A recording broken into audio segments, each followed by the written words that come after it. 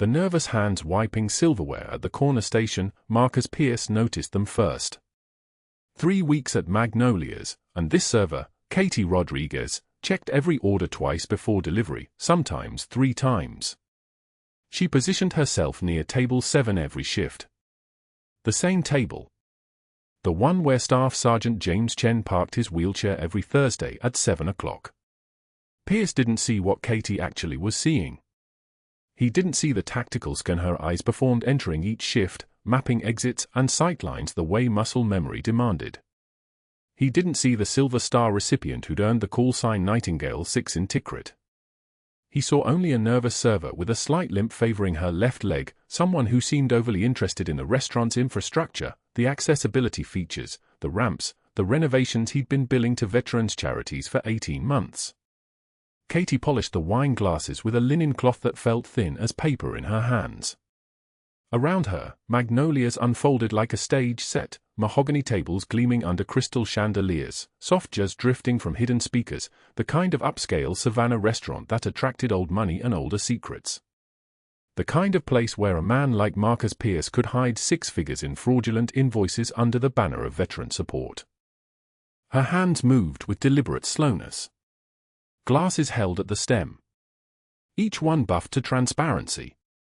Muscle memory from a different life, the kind of precision that came from holding surgical retractors for 14-hour operations, from hands steady enough to thread a suture through skin at 2 in the morning while rounds of incoming fire echoed outside the surgical tent at forward operating base Shank. She didn't shake now. The tremor in her left hand was performance, part of the cover identity she'd spent for weeks constructing. Katie Rodriguez, age 34, former hospice nurse with references from 3 facilities in Portland. Soft-spoken. Deferential. The kind of woman who made herself small in rooms, who apologized for existing. The kind of woman a man like Marcus Pierce would never suspect of wearing a wire. The folded flag rested in her locker beneath her apron, plastic-wrapped, protected like a relic. Miguel Santos's flag. Her teammate. The one who'd taken the IED strike meant for her convoy. The flag had been present at his funeral 6 years ago, folded into that precise triangle by hands that knew the ritual. She'd stolen it from his mother's house last month. Not stolen. Borrowed. For evidence. For leverage. For the reason she was here, polishing glasses in a restaurant instead of doing what she'd trained her entire adult life to do. Her son didn't know she was here. That was the hardest part of the operation, the silence between them. He thought she was on a consulting contract in Atlanta, some civilian medical position that required 3 weeks away from their apartment in Savannah. He didn't know she'd moved into a temporary studio 2 blocks from Magnolia's. He didn't know she was watching a paralyzed veteran being systematically defrauded by the man who employed her. "You're doing that again," a voice said behind her. Katie turned. Marcus Pierce stood at the corner station, his tailored suit somehow fitting him like armor. 47 years old, going grey at the temples, the kind of handsome that belonged in commercial photography, the kind of handsome that made people trust him without thinking. He was smiling. Not a warm smile. A curator's smile. The smile of a man inspecting inventory. "Doing what, sir?" Katie kept her voice soft. Kept her eyes down at the glasses. Watching the door. Pierce picked up one of the wine glasses, held it to the light. Perfect clarity.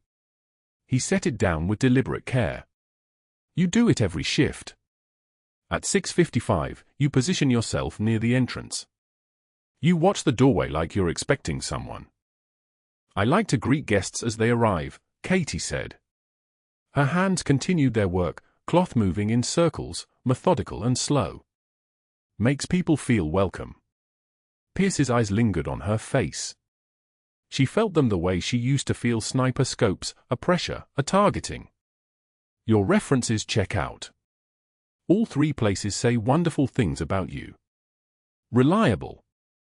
Quiet. Keeps to herself. I try to be useful. That's what interests me." He leaned against the station, blocking her exit slightly. A dominance move. She recognized the pattern from the Army's hostile interrogation manual. Establish discomfort. Measure the reaction. Most servers ask about promotions. Advancement. You haven't asked for a single shift modification. You requested Table 7 specifically. You've been asking about the accessibility features. The ramps we're installing. The bathroom renovations. Katie set down the glass she was polishing. The motion was careful, deliberate. She'd been trained by the best operators in the military intelligence support activity, how to survive interrogation, how to maintain a cover identity under pressure, how to let fear show only in her eyes while her hands remained steady as surgical steel. She let a note of genuine confusion into her voice. I just thought it would be good to know about the restaurant's features. For guests in wheelchairs. I could help them better. Pierce smiled wider. A hunter's smile now. You're very attentive to our guests in wheelchairs. Specifically, one guest. Specifically, Staff Sergeant Chen. The name landed like a round fired in her direction.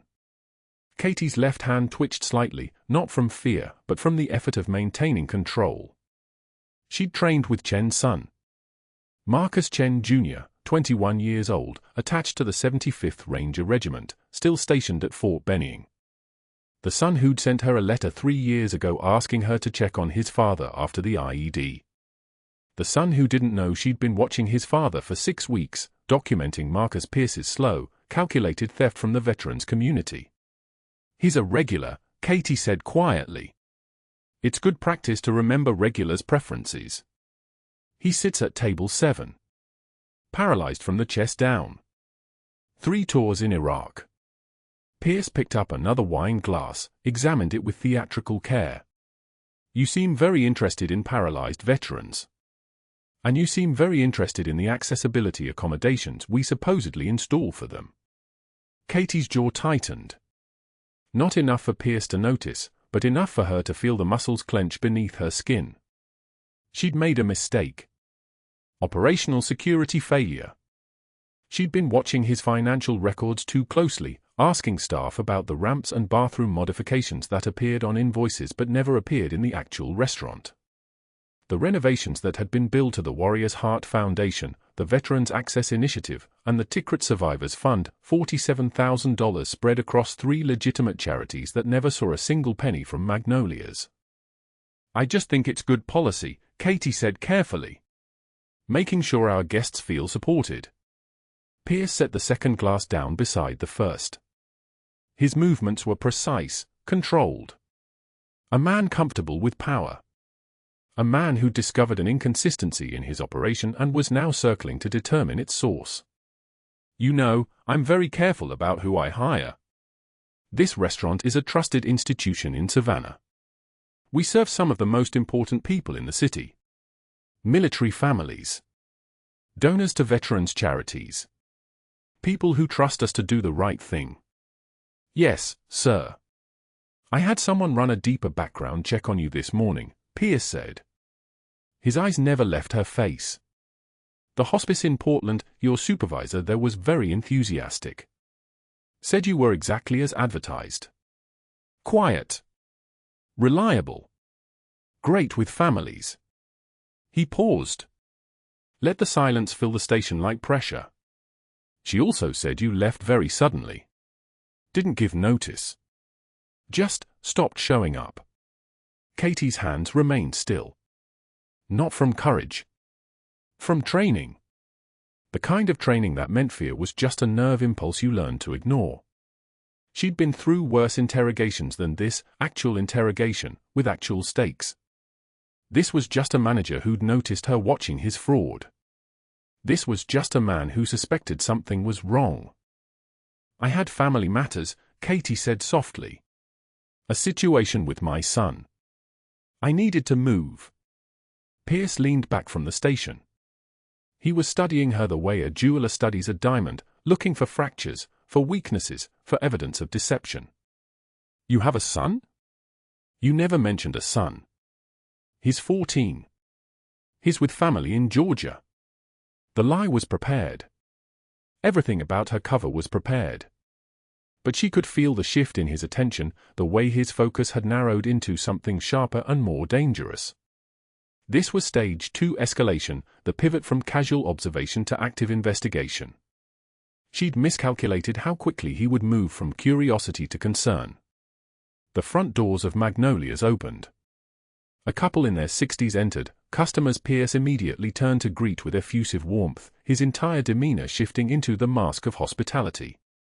Katie watched him work the dining room, the touch on the arm, the genuine-sounding interest in their evening, the perfectly pitched deference to their status. A performance. Everything about him was a performance, but it was a performance that worked. She returned to the wine glasses. Her hands resumed their circular motion, cloth, bowl, stem, repeat. The rhythm was meditative, the way she'd been trained to keep her mind clear during surveillance. Stay present. Stay focused. Don't anticipate the threat, wait for it to manifest. The problem was that Marcus Pierce was smart. Smarter than the standard fraud operator. He'd built a system that worked because it exploited institutional trust. Veterans' charities wanted to believe in the organizations they supported. Restaurant owners wanted to seem like they cared about accessibility. The system was designed to withstand casual scrutiny. But it wouldn't withstand focused investigation, and Marcus Pierce had just moved from casual to focused. Katie had been tasked with documenting the fraud. The FBI wanted specifics, amounts, timelines, evidence of kickback schemes, proof that Pierce was systematically routing charitable donations into his personal accounts through a network of shell contractors who installed nothing, fixed nothing, delivered nothing but receipts. She'd been here 3 weeks. She had enough for preliminary charges. But the deeper operation, the one that would bring down the entire supply chain, the charities that weren't vetting him, the contractors who were processing phantom invoices, that required at least 2 more weeks. She didn't have 2 more weeks now. She could feel it in the pressure that had changed in the restaurant. Something had shifted. Pierce was no longer unaware. He was suspicious. And suspicious men took action. The radio clip to her belt vibrated silently, the special operations variant with haptic feedback instead of sound. Once. Twice. 3 times. The pattern meant abort. Get out. Extract immediately. Her handler was listening to the wire and had heard the entire conversation. The operation was blown. Katie polished another wine glass, her hands moving with the same patient precision they'd always shown. She didn't move toward the exit. She didn't reach for her phone. She didn't show fear. She showed the kind of stillness that comes from someone who'd already lost everything worth losing. The Thursday night crowd at Magnolia's filled every table by 7 o'clock. Couples leaned across candlelit tables.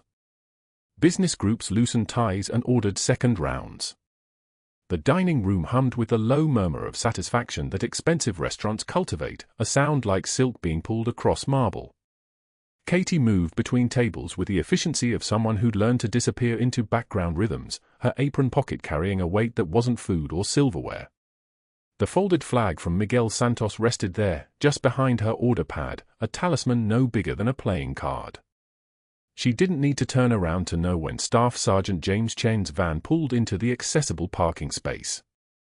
She'd memorized his arrival pattern 3 weeks ago, 7 o'clock sharp, every Thursday, never later than 2:41 minutes.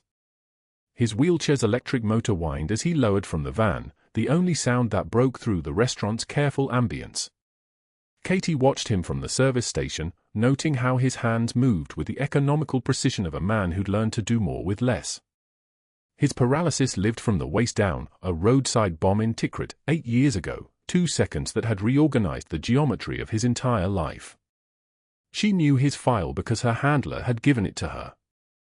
She knew he'd been in her unit, under her command, before command became something that happened in officers' quarters and not in desert compounds. But Marcus Pierce didn't know any of that. Pierce moved through Magnolias like a shark in Italian wool, his presence making the air pressure change, the kind of man who'd learned to weaponize his own shadow. He saw Chen's wheelchair approaching the threshold between the main dining room and the accessible seating area, the deliberately unrepaired 2-inch lip that violated every ADA standard posted in his office. Katie had documented it photographically on day 3, the gap that shouldn't exist, the invoice marked paid, the contractor's signature forged on paperwork dated 6 months back. $37,000 for accessibility improvements that had never materialized. That was Pierce's real genius, not the theft itself, but the bureaucratic precision that made theft look like standard practice. The wheelchair caught on the lip with a grinding sound that cut through the restaurant like feedback. Chen's hands moved to the wheels, muscular forearms flexing as he tried to muscle the chair over the threshold. But he'd done the math 1,000 times, the angle was wrong, the leverage impossible. His wheelchair tilted forward, just barely, just enough to make the businessman at table 6 notice. Red-faced from bourbon and Macallan, the loudest one laughed, a sound like a car horn in an echo chamber. Guess the army didn't teach him how to drive that thing. His companions joined in, the kind of laughter that spreads like a virus through a room full of men who'd never had anything taken from them. One made exaggerated steering motions with his hands, turning an imaginary wheel left and right, his friends howling. Another raised his glass, "Here's to American know-how." The dining room froze. Not with shock, with recognition. This was the moment when people decide whether to be complicit through silence or courageous through intervention. Most chose silence. Katie watched shoulders tense. Watched a woman grip her date's arm. Watched the bartender's jaw tighten as he polished a martini glass that had already been clean. Katie moved. Not fast. Not with anger burning visible in her face. She moved with the kind of stillness that comes from someone who'd cleared rooms in Tikrit with nothing but a voice and a presence. She crossed the dining room in 4 measured strides and knelt beside Chen's wheelchair, her hands already assessing the angle. One hand on the front wheel casing. Smooth. Professional. She adjusted the trajectory, shifted his weight forward by 2 degrees, and watched the chair roll smoothly over the threshold as if the lip had never existed. Chen's eyes met hers. "Thank you," he said quietly. 8 years of his eyes not recognizing her was the entire point of this operation. He saw a nurse. She saw a memory of Tikrit, of his voice saying sectors clear before the world had rearranged itself on the back of a motorcycle engine. Marcus Pierce appeared as if summoned by the insult itself. His voice carried across the dining room like a command, and every conversation stopped. "Rodriguez. Step away from the guest immediately." Katie straightened, her hands dropping to her sides. Pierce continued, his voice a weapon made of equal parts rehearsal and fury. "You do not touch customers without authorization. This is your 2nd violation this week." His face had the peculiar redness of a man who believed consequences were something that happened to other people. "What is the fundamental protocol here? Do we have protocols, or do we have anarchy?" Chen tried to intervene. "Sir, she was just..." Pierce cut him off without looking in his direction. "Sir, we apologize for our servers' inappropriate behavior. Our staff has been reminded repeatedly about boundaries." He turned back to Katie, his smile widening into something that resembled a predator showing its teeth. "The wheelchair whisperer here thinks she knows better than our protocols. Better than our training.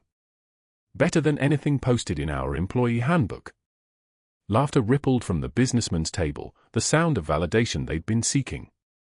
A woman near the window stared at her plate. A man in the corner checked his phone. The usual performance of complicity.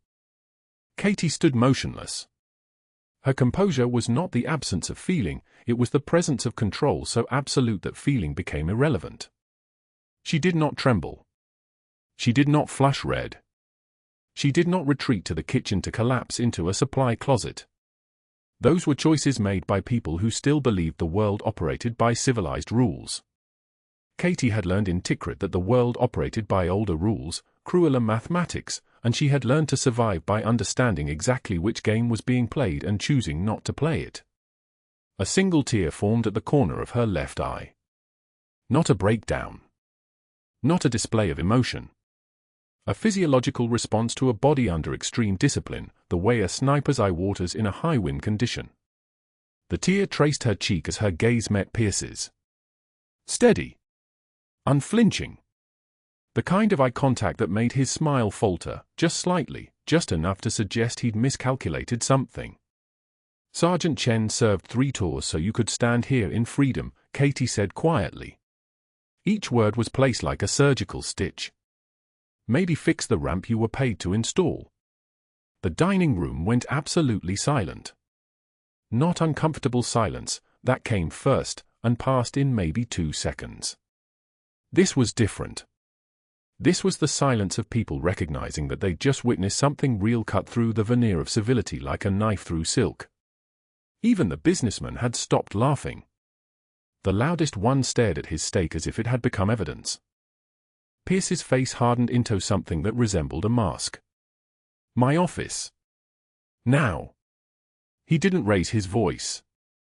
That was when Katie knew she'd won something important, even though winning anything meant losing everything. When a man like Pierce stopped yelling, he'd already moved to the next stage of his plan. He'd already decided how to respond. He'd already made her into a problem that required systematic destruction rather than spontaneous anger. In his office, surrounded by framed photographs of restaurant openings and a diploma from hospitality school that hung at eye level, the kind of diploma people displayed when they had nothing else to display, Pierce pulled out a form from his desk drawer. The write-up was pre-printed, just needing the details filled in. Violation code section. Date. Time. Witness statement optional. He printed 2 copies on paper so expensive it felt like cardstock, his hand steady, his hand writing the careful script of someone documenting what he believed was history worth recording. Final warning, he wrote in capital letters. Kate Rodriguez. Unauthorized guest contact. Insubordination. Creating public disturbances. He signed both copies with a flourish and told her to sign below his signature. Katie signed without reading it. The words would be the same whether she read them or not. Violation codes didn't change based on comprehension. Pierce walked her to the break room, a small space with a steel prep table, a locker for personal items, and a bulletin board where employee schedules and restaurant policy lived behind clear plastic sleeves. He pinned the write-up directly above the schedule, using a red pushpin that he made sure to drive all the way through the page, the kind of small violence of effort that was clearly intentional. Everyone sees this, he said. Every employee knows exactly what happens when you decide you're above protocol. He turned to face her. One more violation, and we have grounds for immediate termination. Do you understand? Yes, sir, Katie said. The words tasted like copper. Good. Get back to work. That night, Katie's scheduled break came at 9 o'clock. The kitchen had begun its wind down, the dinner rush had crested and was now receding, leaving behind the fractured energy of a long shift approaching its end. She walked to the break room and sat at the steel prep table, her coffee in a ceramic mug, her composure still holding like a dam. 2 servers entered, saw her, and immediately exchanged glances. They grabbed their phones and walked out to the alley without a word. A bussier came in for his personnel file, saw her sitting alone, and reversed direction without breaking stride. The sous chef had his headphones in, back turned, moving through the inventory with aggressive focus. Within 30 seconds, Katie sat alone at the steel prep table in absolute silence except for the hum of the industrial refrigerator and the sound of her own breathing. The wire taped to her ribs recorded everything. Every second of isolation. Every moment of being systematically excommunicated by people who wouldn't have dared approach her a week ago if they'd known what was underneath the cover story. That was the geometry of institutional power. It told everyone exactly who had permission to be human and who had permission only to serve. Katie sat with her cold coffee and didn't move. She had learned in Tikrit that endurance was its own form of weapon. The ability to sit still while the world decided you didn't matter anymore. The ability to breathe when the room had decided you didn't deserve air. She pressed her hand against the fabric of her apron, feeling the edge of the folded flag beneath, Miguel Santos's face from a photograph she kept in her handler's office, 8 years dead and still keeping her company in the dark spaces. The door to the break room remained closed. The following Thursday at 7 o'clock, James Chen wheeled himself through the main entrance of Magnolia's like a man returning to sacred ground. He'd been coming here every Thursday for 14 months, the same corner table with the unobstructed view, the same server who knew his order before he ordered it, the ribeye special with the truffle compound butter that the kitchen had perfected just for him. The hostess smiled. "Your usual table, Sergeant." He nodded, and she guided him through the dining room, past the tables of lawyers and surgeons and venture capitalists, to the spot where the light fell just right and the kitchen window was visible in his peripheral vision. The threshold had been fixed, or so it appeared. Someone had painted over the crack in the tile, but Katie had seen the work order that Pierce had buried. A coat of paint. That was all he'd paid for. The underlying structural damage remained, a hairline fracture that would catch a wheelchair rim if the angle was wrong. Chen didn't notice. He never did. His focus was on the evening, the ritual, the normalcy that came with sitting in the same chair and ordering the same meal while the city moved around him in the dimming light outside the windows. Marcus Pierce stood at the bar, arms crossed, watching. He'd made the call to Harold Sutton at 5:30 that afternoon, his voice tight with practiced indignation. "I'm telling you, something is off with this server. Her references don't check out. I've had restaurant managers working my network for 30 years, nobody recognizes her previous employers.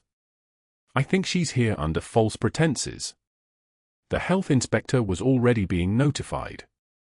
The background check was already in motion.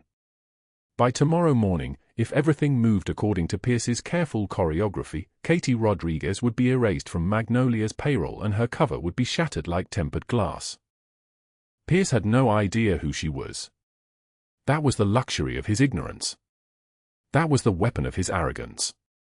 Katie emerged from the kitchen carrying a water glass, her movements the practiced grace of someone who'd been waiting tables for 3 weeks, not someone who'd carried 3 wounded soldiers through enemy fire while coordinating Apache gunships overhead.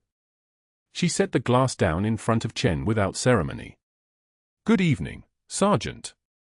The ribeye's ready when you are." Chen smiled up at her. "You remember." "I remember." It wasn't a lie. Captain Katie Rodriguez remembered everything, names, faces, the weight of bodies, the sound of rotors cutting through dust-thick air, the smell of copper and cordite and fear. She remembered the lieutenant colonel who'd commanded Chen in Tikrit, the one whose daughter was now in a program for children of fallen soldiers, the one who'd sent a handwritten note to Katie's handler 3 years ago, *, if you ever see James Chen struggling, help him. He saved 4 of my people. *. The dining room hummed with conversation. Forks clinked against plates. A woman at table 7 laughed, the sound carrying across the room like wind chimes in a breeze. Chen cut into his ribeye, the knife sliding through meat with the ease of perfect doneness.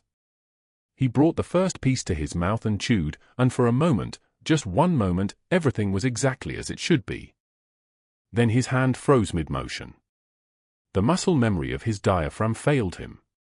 The piece of steak, larger than he'd expected, lodged in his throat at the junction where his throat narrowed, and his paralyzed body could not generate the force to cough. He couldn't push it out. His lungs demanded air and his body gave him nothing. His eyes widened. He reached for the water glass with trembling fingers, but swallowing made it worse, drove the obstruction deeper. His lips began turning blue. The color shift was subtle at first, then unmistakable, a deepening toward cyanosis that looked like a bruise spreading across living tissue. Chen's face contorted with silent panic. He raised his hand, trying to signal, trying to communicate the crisis his paralyzed body was experiencing, but the dining room continued its rhythm. A server passed without seeing. A couple at the next table didn't look up from their conversation. Katie was carrying 3 plates toward table 4 when she saw the color of his lips.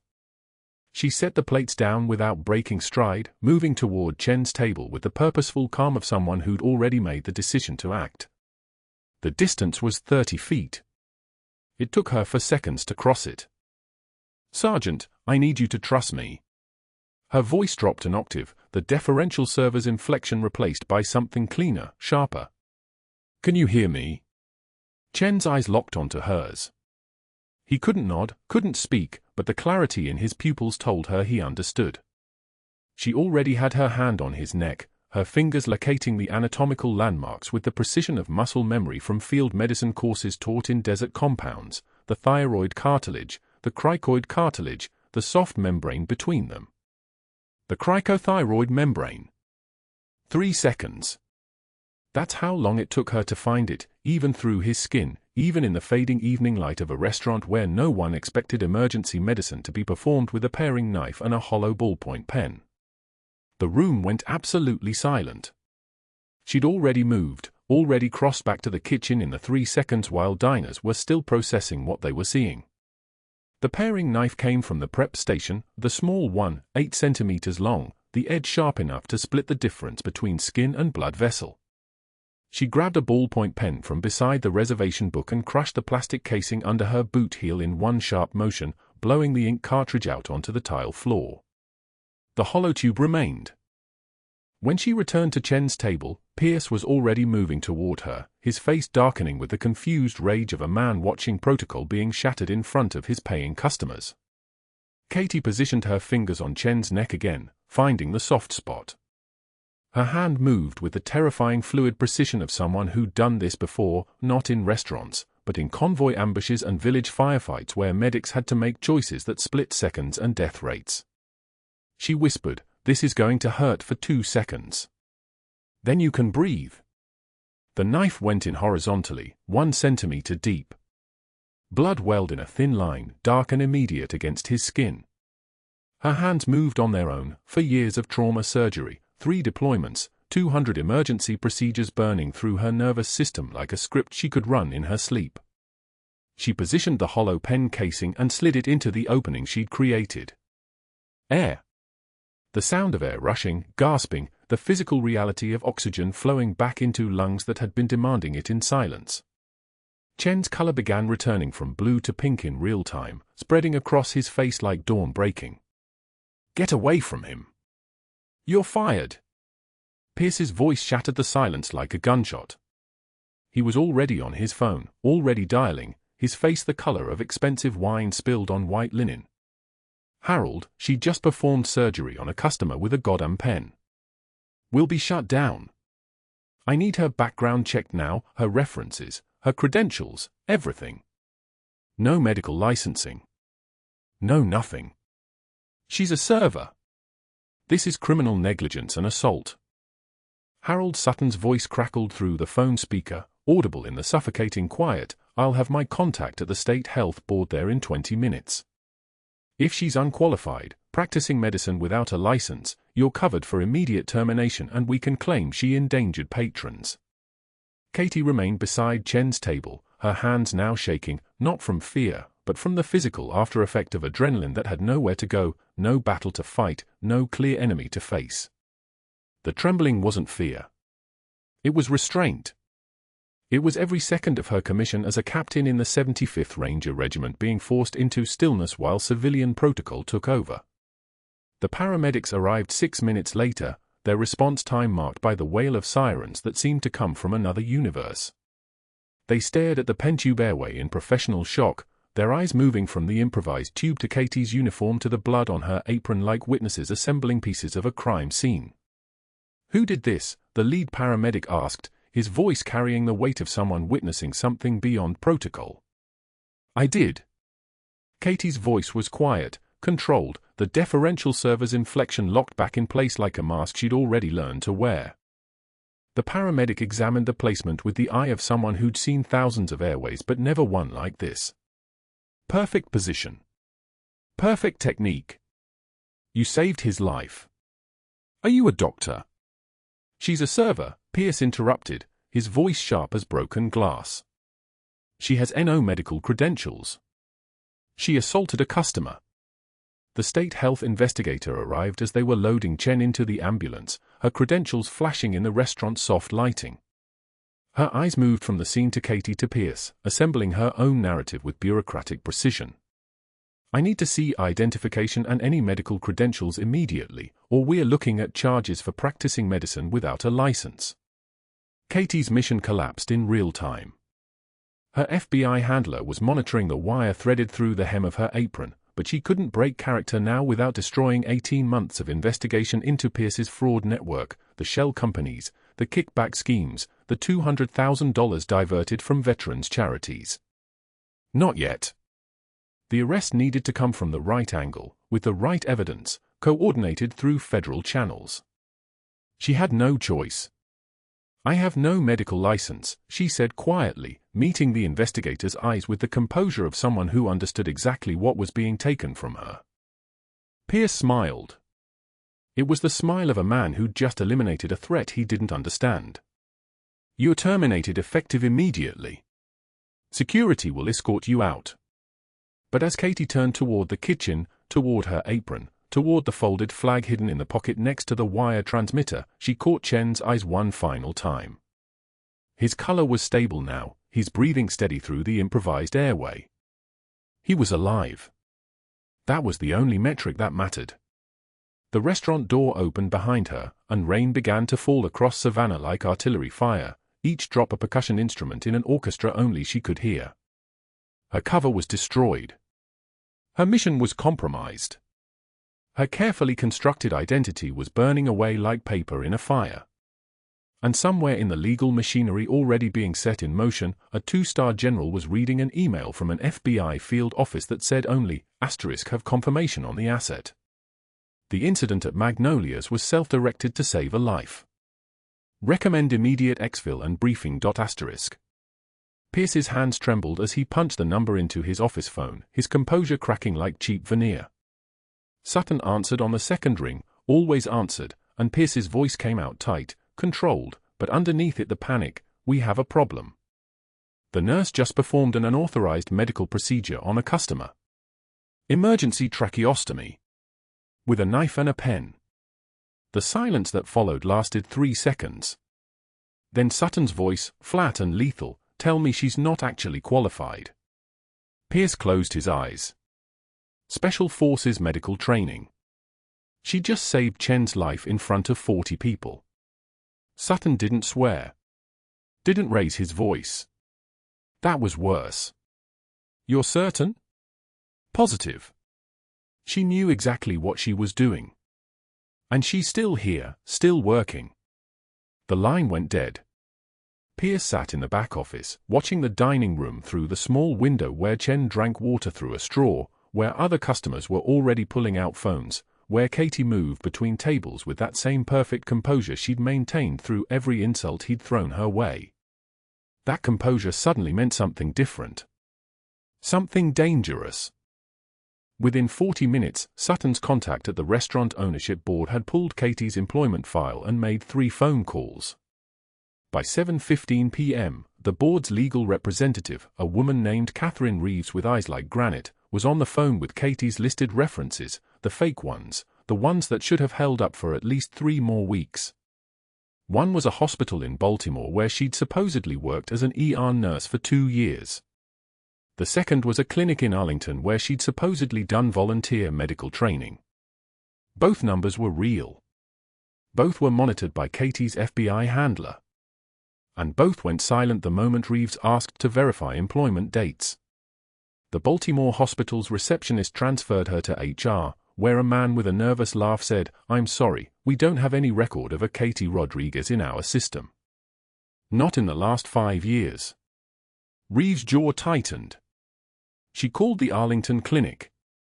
Same story. No employment history. No volunteer record. No Katie Rodriguez. She hung up and immediately called the restaurant owner's personal line. "We have a serious liability issue," she said, and those 5 words triggered everything Pierce had set in motion. By 7:24 p.m., the restaurant owner himself, a man named Gerald Hutchins who rarely appeared at Magnolia's, who preferred to run his 5 establishments from a downtown office, had authorized 2 board representatives to visit the restaurant that evening. They arrived at 8:22 p.m., after dinner service had ended, while the closing staff was beginning their routine. Pierce stood beside them in his office as they pulled up Katie's hiring file and read the emergency procedure report he'd filed with meticulous documentation: patient choking, unauthorized medical intervention, emergency tracheostomy performed without licensure, State Health Board notification recommended. We're bringing in health inspectors tomorrow morning, one of the representatives said, a thin man with a nasal voice. We'll be documenting every violation. And we'll be recommending the Georgia State Board of Nursing file a complaint for practicing medicine without a license. The second representative looked at Pierce. Terminate her now. Tonight. Document that the termination is due to safety violations and unauthorized practice of medicine. We'll handle the legal exposure on our end. Pierce's mouth went dry. It had worked. The plan had actually worked. Katie had broken her cover completely, and now she was going to burn. He walked into the kitchen where Katie was restocking the line station, her movements precise and efficient as always, and he said 4 words that he meant as a weapon: "You're fired." Effective immediately. Katie turned, and Pierce waited for something, a flinch, a reaction, some crack in that infuriating composure. Instead, she simply straightened and met his eyes. On what grounds? Unauthorized medical practice. Performing emergency procedures without a license. Endangering customers. I have documentation prepared. He held up the write-up, the official termination form already signed. Katie looked at it for exactly 2 seconds, then looked back at Pierce. He was dying. Yes. And now you're unemployed with a health board investigation pending. The state may file charges. Your medical license, if you even have one, will be revoked. All of this because you couldn't resist playing hero for 30 seconds. Pierce watched for the moment she'd break. He'd been waiting for it since the day she arrived at Magnolia's. Instead, Katie took the termination papers from his hands, folded them once, and looked directly at him with eyes the color of a winter sky over the Tigris River. Sergeant Chen served 3 tours so you could stand here committing fraud, she said, her voice so quiet the line cooks had to lean in to hear it. Staff Sergeant James Chen coordinated air support while his unit held a kill zone for 16 hours. And you charged his disability fund $540,000 for accessibility improvements that don't exist. Pierce felt the ground shift beneath him. How did she get her out? He told the security guard, Thomas, a man built like a fire hydrant who'd worked at Magnolia's for 9 years and had never questioned an order. Thomas touched Katie's elbow gently. I'll need to walk you to your locker. The shift change had just begun, and the closing staff, the servers who'd abandoned Katie in the break room, who'd watched her accept every insult without retaliation, stood motionless as Thomas escorted her through the kitchen toward the employee lockers in the back corridor. Pierce followed, unable to stop himself. Katie opened her locker and began removing her apron. For just a moment, less than a second, Pierce caught a glimpse of white medical tape on her ribs, the kind used to secure something against skin. His brain registered it, catalogued it, but dismissed it as irrelevant. He was already checking his phone where Sutton had texted, "Legal says you're clear. Document everything. We'll spin this as protecting customers from rogue employees."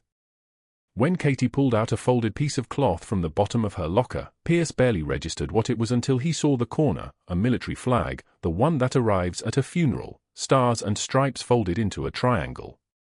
"That's vintage for a restaurant server," he said, and Katie's hands trembled for the first time all evening. One visible moment of weakness. Finally. "Miguel Santos," Katie said, her voice steady again. "My spotter in Tikrit. The man who died so I could call in air support." She wrapped the flag carefully, reverently, handling it like the only thing in the world that mattered. Pierce leaned closer, feeling power return to him, feeling like he was finally winning. "Chen is alive, and you're unemployed with potential criminal charges. The health board is reviewing whether to prosecute. Was it worth it?" Katie met his eyes again, and Pierce expected, wanted, to see doubt. Instead, he saw something that made his stomach drop. He saw someone who'd already accepted the cost and found it acceptable. "Chen is alive," Katie said simply. "That's enough." Thomas cleared his throat quietly. "We need to move." He escorted Katie through the kitchen, past the line cooks who wouldn't meet her eyes, past the dishwashers who'd heard every word, past the servers who sat frozen in the break room, and through the back exit into the Savannah evening heat. The door closed behind them with a soft pneumatic hiss. Katie drove home in absolute silence, her hand steady on the wheel, her breathing even and controlled. The wire remained taped to her ribs, still recording, still transmitting. Her FBI handler's voice crackled in her earpiece at 8:34 p.m., filtering through the hidden receiver. "Captain Rodriguez, we didn't get enough. Pierce activated his network too fast. The ownership board moved faster than we anticipated. Without the vendor kickback documentation from the restaurant's accounting system, we can't build the fraud case. I'm sorry. Mission failure. Recommend immediate exfil and briefing." Katie pulled into her driveway at 8:38 p.m., 16 minutes earlier than any evening she'd worked in 3 weeks. The front lights were on. Through the living room window, she could see David at the table, his homework spread across the surface, his concentration absolute. He looked up as she came in, and his face shifted from homework confusion to something more complex. "Mom? Why are you home? You don't get off until midnight." Katie couldn't speak. She moved past him into the kitchen, pulled out a chair, sat down at the table, and removed the folded flag from her jacket pocket. She spread it carefully on the wooden surface, the triangle of fabric that had arrived at her door 6 years ago, the corner that held her brother's folded hands at Arlington Cemetery, the flag that had been tucked into her locker since the first day she'd arrived at Magnolia's as a reminder of who she was underneath the false name. David appeared in the kitchen doorway, his face shifting as he registered the flag, as he saw his mother's shoulders curve inward, as he watched tears begin, silent, unavoidable, streaming down her face without sound. "Mom, what happened?" Katie tried to form words. Her voice came out in fragments. "I got fired. I saved someone's life and I got fired, and now the man who's stealing from veterans is going to get away with it because I couldn't keep my cover." David walked to the table, looked at the flag, looked at the uniform visible in her bedroom through the open doorway, looked at the medals in their case on the shelf above the fireplace. His jaw set with something that looked exactly like his father's determination. "The sergeant you saved. That was Sergeant Chen. Dad's commander from Tikrit." Katie nodded, unable to trust her voice. "Then they need to know who you are," David said, and something in his 14-year-old face looked suddenly far older. The tears continued, and Katie sat in her kitchen with the flag of her fallen teammate spread before her, with her son standing witness to the moment everything she'd built collapsed, with her mission in ruins and nowhere left to hide. The next morning arrived like a verdict. 11:37 a.m. on a Thursday, and Magnolia's dining room hummed with the particular energy of a Savannah lunch service, silver forks clicking against china, water glasses sweating in the humidity, the ambient smell of char from the open kitchen mixing with expensive cologne and the faint residue of bleached linens. Katie sat in her apartment 3 miles away, staring at a wall. David walked through Magnolia's front doors carrying a dress uniform in one arm and a medal case in the other. His hand shook. Not from fear. From certainty. The uniform was hers. The medals were hers. The truth was hers, and at 14 years old, he'd decided that his mother had already sacrificed enough. Marcus Pierce was mid-sentence with a table of pharmaceutical executives when David's voice cut through the dining room like a blade. "Mom, they need to see these."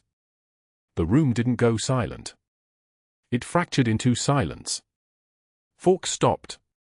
Conversation strangled mid-breath. 43 people turned toward the boy standing in the center of Magnolia's, his face steady as stone, holding his mother's combat uniform against his chest like an offering.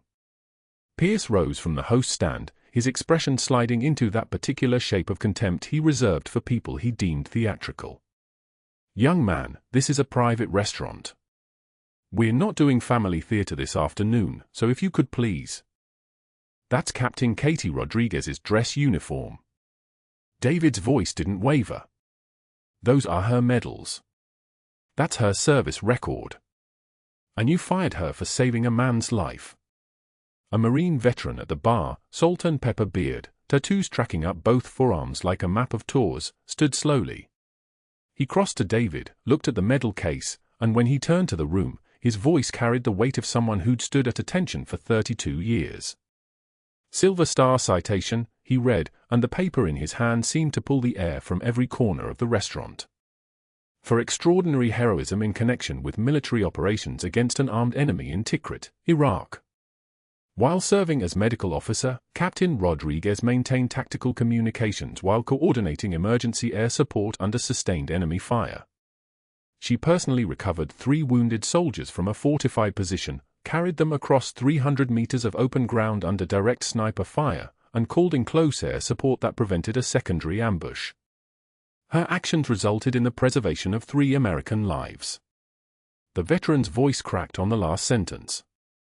He lowered the citation. The room was so still you could hear the fluorescent lights hum their electric hymn.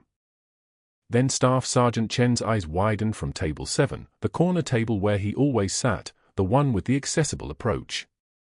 He stared at David, then at the dress uniform in his son's arms, then back to the boy's face as recognition moved through him like a shock. "Nightingale 6, he whispered. Then louder, "That's Captain Rodriguez. From the Tikrit extraction." Pierce stepped forward, his voice sharp as a scalpel. "I don't know what kind of stunt this is, but..." A 2-star general who'd been dining quietly at a corner table stood. Just stood. No declaration. No announcement. His insignia caught the light, 2 silver stars on each shoulder, the kind of rank that made junior officers check their breathing. He walked to David, saluted Katie's Purple Heart with the precision of someone who'd spent a lifetime understanding the weight of metal and service, and then he saluted her combat medical badge. Then the businessman rose. Then the lawyers. Then the couple celebrating an anniversary. Then the waitstaff emerged from the kitchen, some of them the same people who'd left Katie alone in the break room, and they stood in that dining room like they were bearing witness to something that mattered. "You've got no authority here," Pierce said to the general, but his voice had lost its edge. It sounded thin now. Desperate.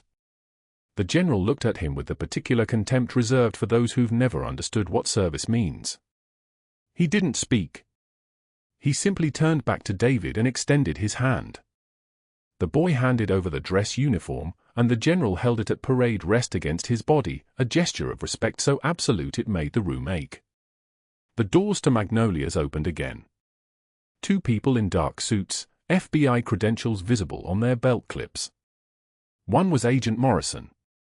The other was someone Katie's handler had mentioned once, a federal prosecutor who specialized in fraud against charitable organizations. They moved through the dining room with the efficient precision of people who knew exactly who they were looking for and what they were going to do.